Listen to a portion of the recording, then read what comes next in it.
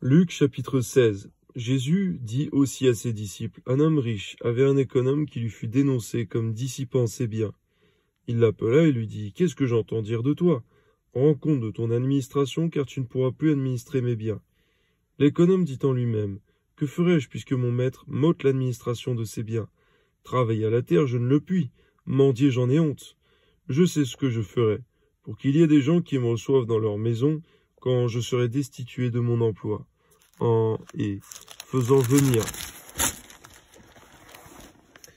chacun des débiteurs de son maître, il dit au premier, « Combien dois-tu à mon maître ?» « 100 mesures d'huile, répondit-il, et il lui dit, « Prends ton billet, assieds-toi vite et écris 50. » Il dit ensuite à un autre, « Et toi, combien dois-tu » ?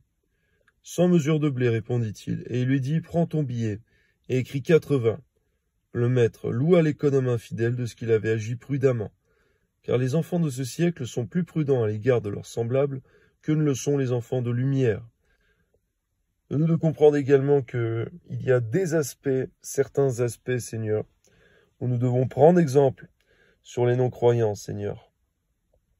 Non pas sur tout, Seigneur mon Dieu, car il y a aussi la perdition éternelle, Seigneur mon Dieu.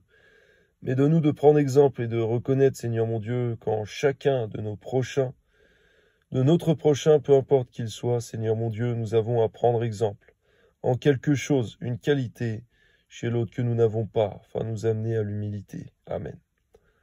Et moi, je vous dis, faites-vous des amis avec les richesses injustes, pour qu'ils vous reçoivent dans les tabernacles éternels, quand vous viendrez à manquer. Celui qui est fidèle dans les moindres choses l'est aussi dans les grandes. Celui qui est injuste dans les moindres choses l'est aussi dans les grandes. Si donc vous n'avez pas été fidèle dans les richesses injustes, qui vous confiera les véritables? Et si vous n'avez pas été fidèle dans ce qui est à autrui, qui vous donnera ce qui est à vous? Méditez profondément sur ce passage, Seigneur, de savoir de quelle manière tu fonctionnes avec tes enfants sur terre. Amen. Nul serviteur ne peut servir deux maîtres, car ou il haïra l'un et aimera l'autre, ou il s'attachera à l'un et méprisera l'autre. Vous ne pouvez servir Dieu et Mammon. Tu montres par là, Seigneur, qu'il y a une incompatibilité, une impossibilité de mélanger, Seigneur, notre service pour toi et aussi pour le Dieu de ce siècle, le Dieu de l'amour de l'argent, Mammon. Garde-nous, Seigneur mon Dieu, de nous affectionner aux choses de ce monde qui vont disparaître.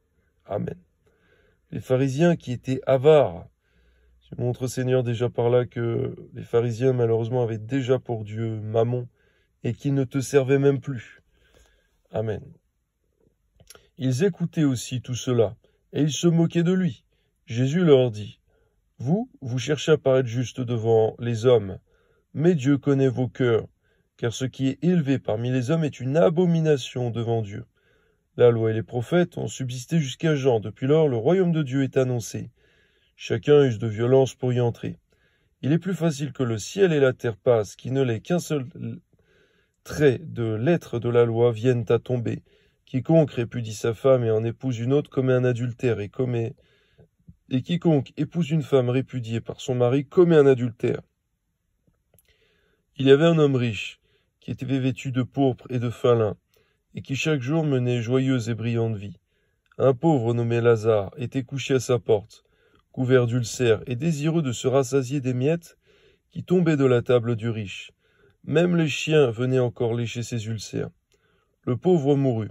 Il fut porté par les anges dans le sein d'Abraham. Le riche mourut aussi, et il fut enseveli.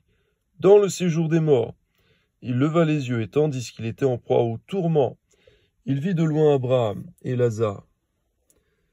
Dans son sein, il s'écria, « Père Abraham, aie pitié de moi, et envoie Lazare, pour qu'il trempe le bout de son doigt dans l'eau, et me rafraîchisse la langue, car je souffre cruellement dans cette flamme. » On voit au passage, Seigneur, que le pauvre était dans le sein d'Abraham.